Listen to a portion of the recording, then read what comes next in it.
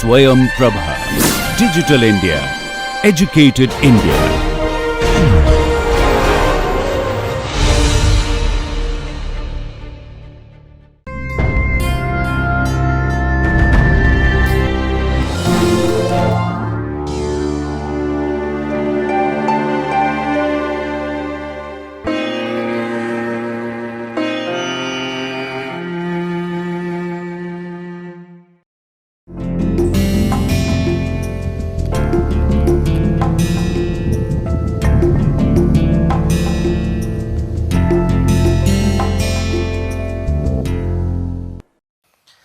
Hi, hello everyone.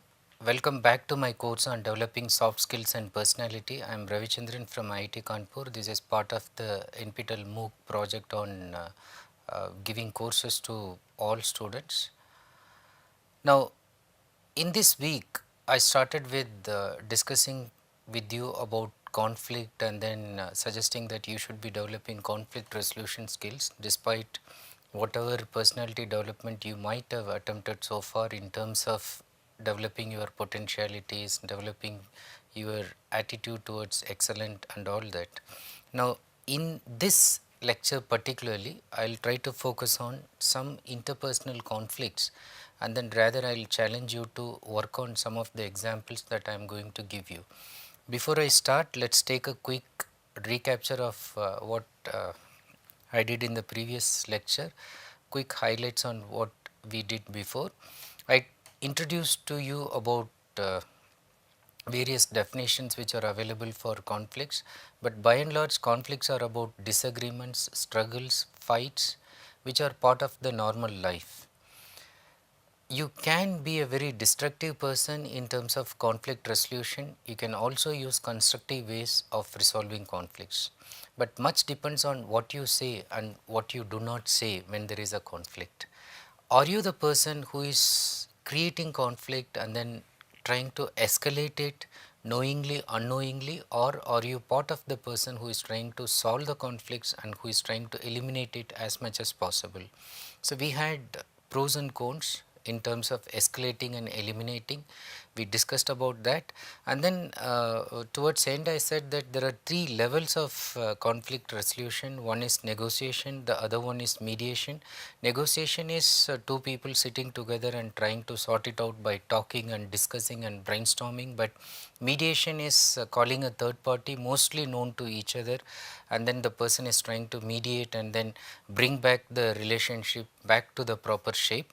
In the last type, that is arbitration, you go to a third person again, but this person may not be known to you. It could be a politician, it could be a leader, it could be your boss, it could be a judge, it could be a person whom you believe that has the legal capacity to sort out your problem.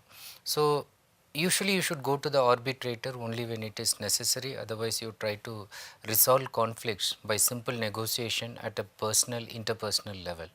Now, while resolving, I keep telling you that focus on win-win attitude and try to sort it out with win-win solution. Only then there will be peace and harmony if the conflict is solved in a very favorable manner to all parties concerned. Now, let me ask you another question. How was your day? How was your yesterday? And how did day began today also? How was it? Was it going without any conflicts?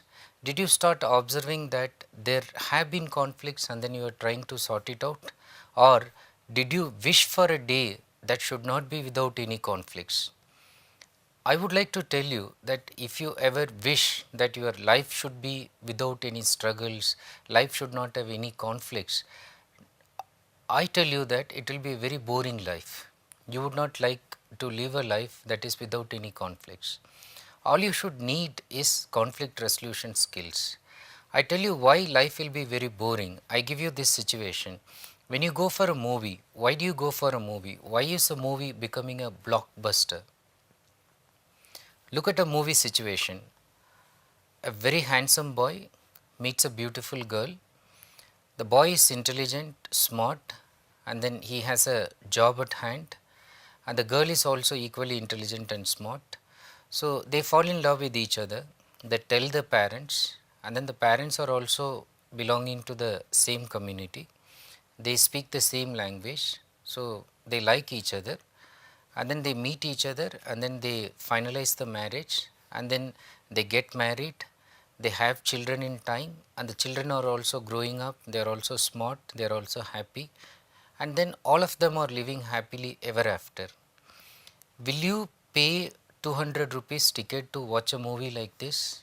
No, you will never do this, because when you go, you want to see what life in reality is going to give you. You want to have the boy, maybe he is handsome, but the girl is not beautiful, conflict starts, or the girl is beautiful and intelligent, the boy is not that smart, conflict begins again.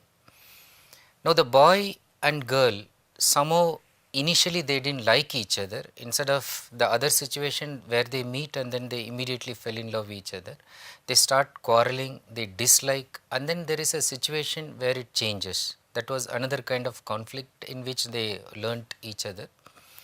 Now they bring this to the parents. Now the parents realize that they are of different religion.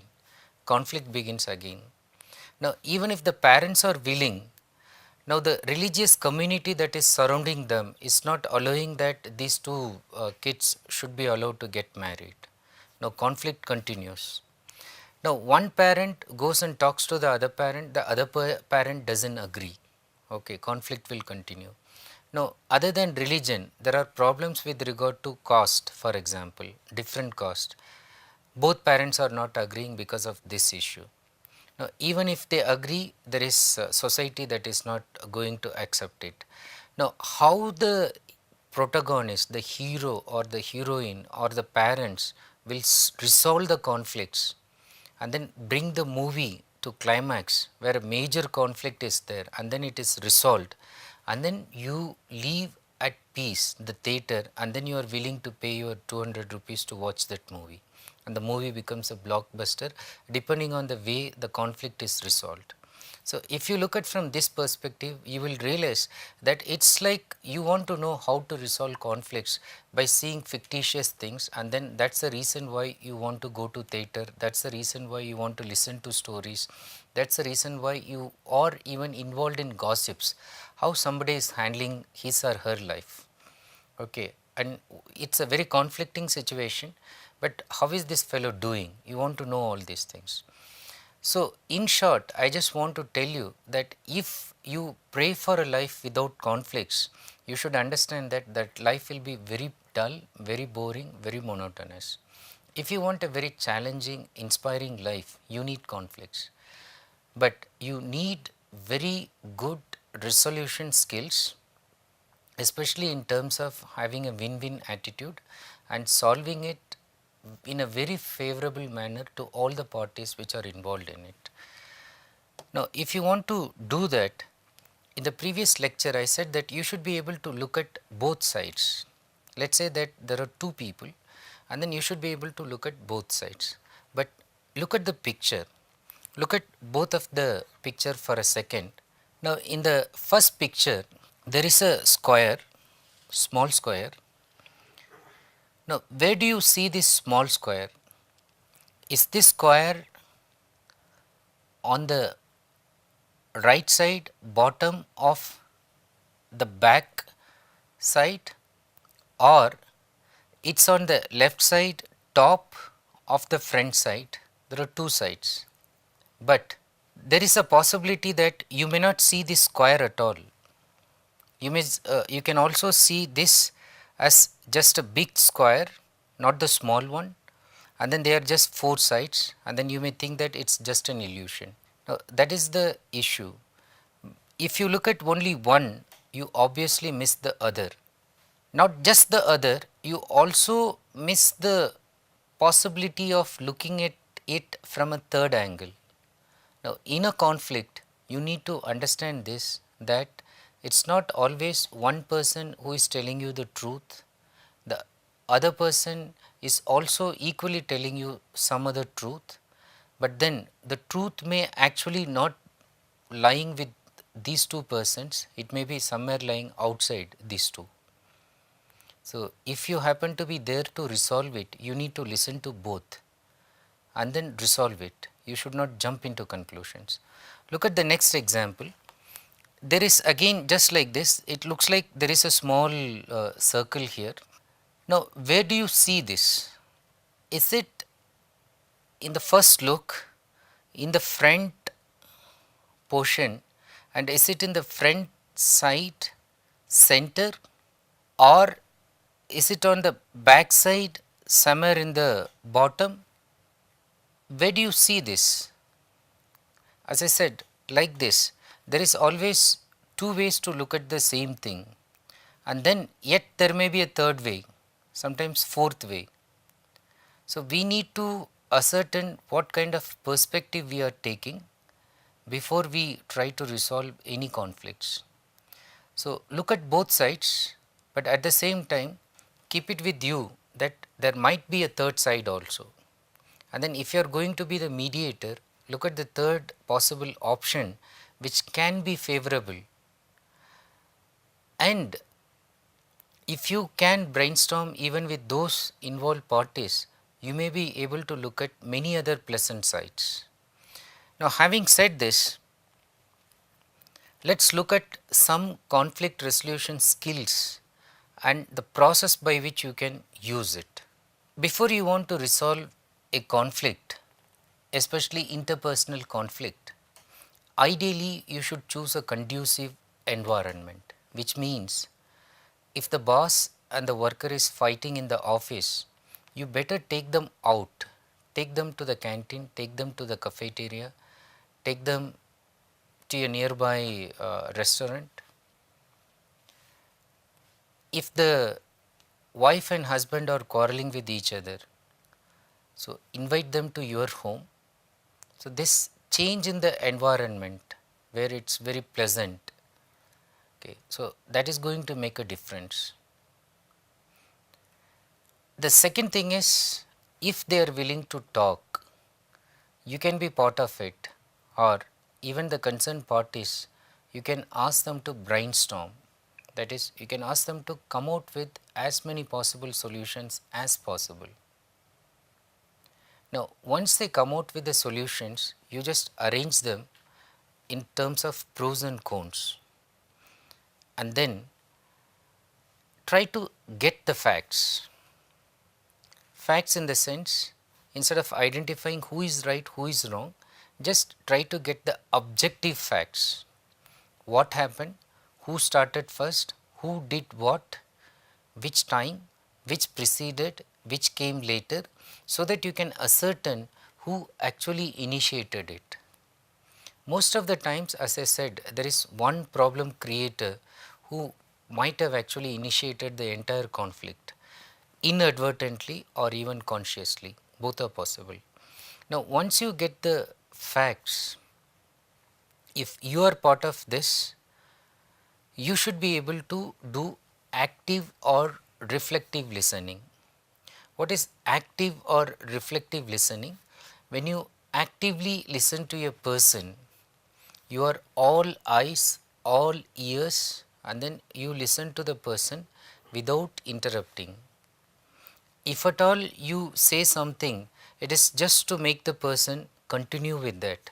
You can briefly summarize, you can briefly ask some questions which will make the person continue with the story, but not putting your ideas into the mouth of the other person, not you trying to speak all the time and not making the other person voice out his or her opinion. So, active listening is very important. Then the next important thing is focusing on the problem, not the person. So, who did what, who is responsible, why should you blame that person? So, that is not important, but now something has happened, a conflict is there, how can we resolve the conflict? So, that is very important. Now, once you understand this, if somebody is angry, okay, somebody is furious, now it is very important to diffuse or manage anger. Some of the suggestions I said in the previous one, if the person is raising the voice, you should not raise the voice, you should remain calm and collected, you should be very cool. Now if the person is threatening, again you just be polite, you be very calm, you don't get provoked. Now diffusing or even managing anger. The other ways you can diffuse is like the person is coming from the outside and then he heard of something that you said about this person, he is so angry and then he comes and shouts at you and then how dare you do all these things. So you can politely say, would you mind sitting, and then I'll order some coffee or I'll get some cool drink for you. And then if you can actually convince the person is obviously going to say no, no, no, I am not here for having a tea or a cool drink. But then if you can tell him that at least you can have some cold water, I'll get it for you, please have it.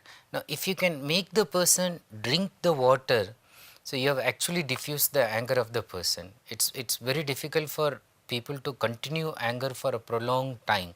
Most of the times people who get angry, either they are short tempered or they have misunderstood the situation, and once and then it's coming impulsively, the blood is boiling because the mind thinks that, oh, somebody has done some gross injustice to you.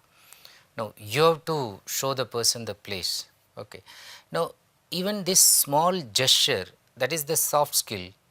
When you give him a small cup of tea or a cool drink, and let us assume that by chance the cool drink is something that is this fellow's favorite, which is not able to say no, so he may take it.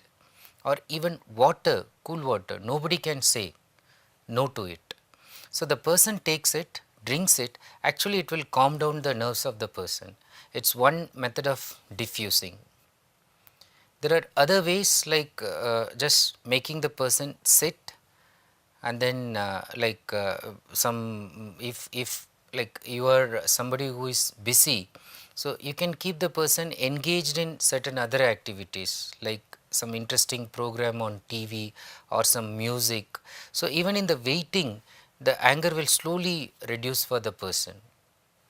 Once you diffuse, manage anger, be sure that you avoid communication blockers.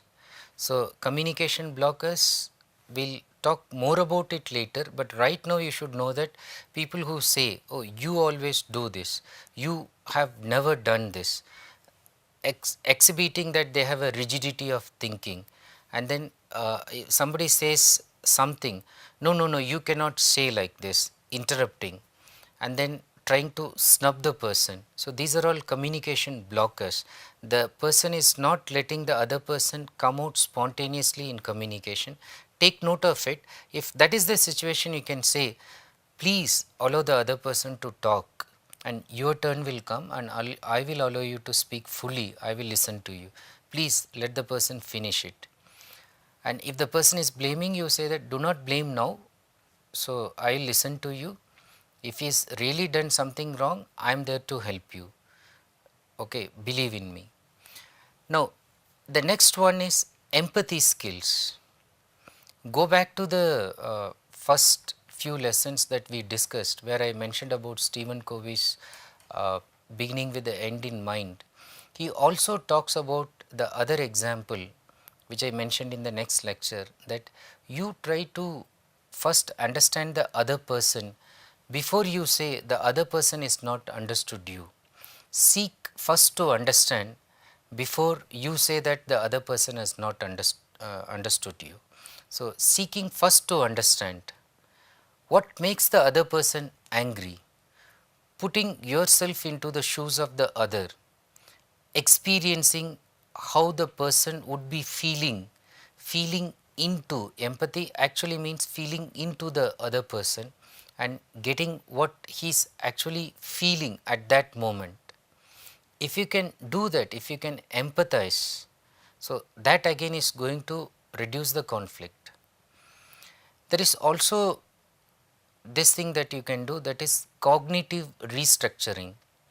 Cognition simply means the psychological result of perception and learning and reasoning.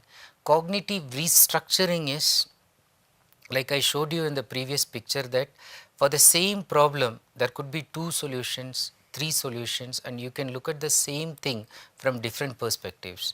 Now you try to reconstruct the entire thing through the perception, and then correcting the perception, and then learning something from the corrected perception, and then applying your logic and reasoning to make both people believe that both of them are wrong, or somebody is wrong up to some extent, that is why the person got angry, but the other person did not mean that.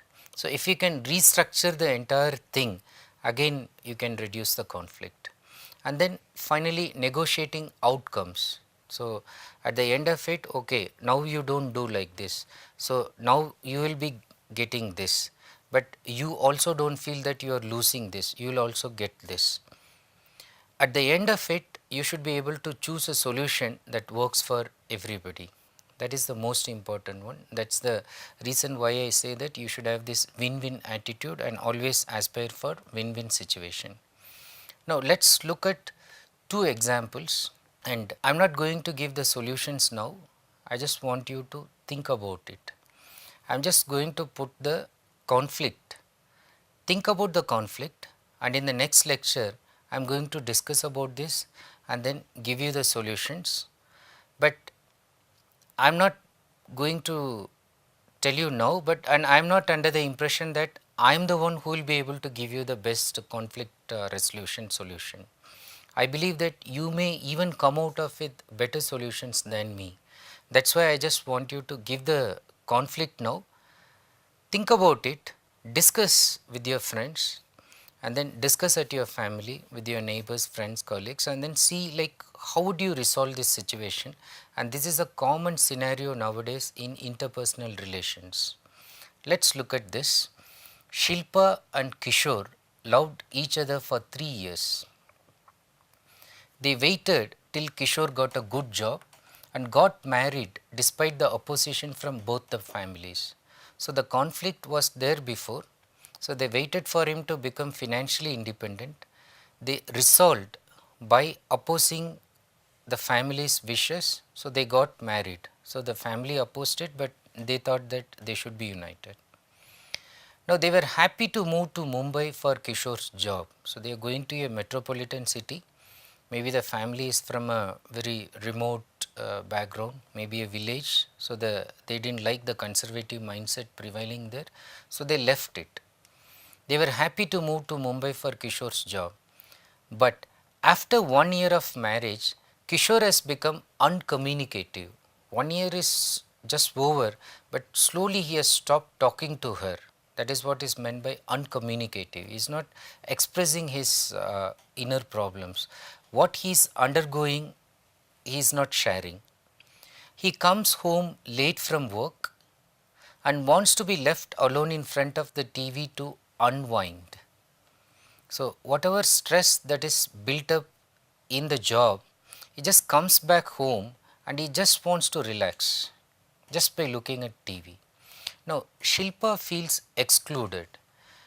They are the ones who have come away from the family living together, and now she feels cut off.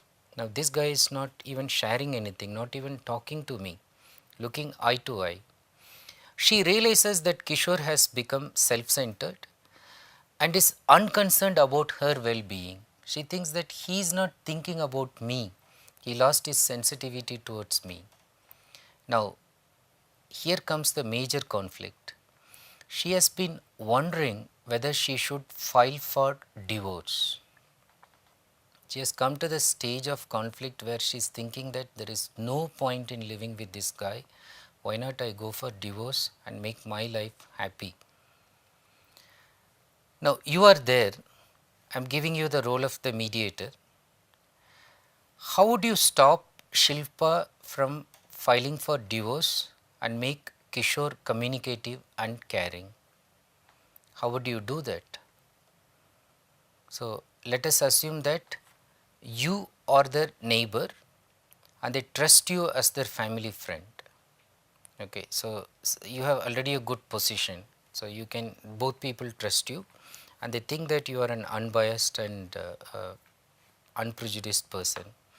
Now, how would you stop her to file for divorce and make Kishore communicative and caring? Think about this. Tell me in the forum that we keep discussing, you can tell me there like how you have thought of resolving this. and in the next lecture I'll give my solutions. I'll tell you the way I will try to sort out their problem. Let's look at the second scenario. Again, another conflicting situation. Again, it's a very common scenario in Indian households nowadays.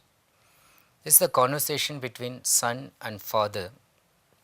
Son says, "Dad, you promised me to take me for a foreign trip this summer." Father, "Yes, I did, if you get 10 point CPI. So, those who don't know, like in most of the systems like IIT, 10 point is like getting 100 out of 100, full marks.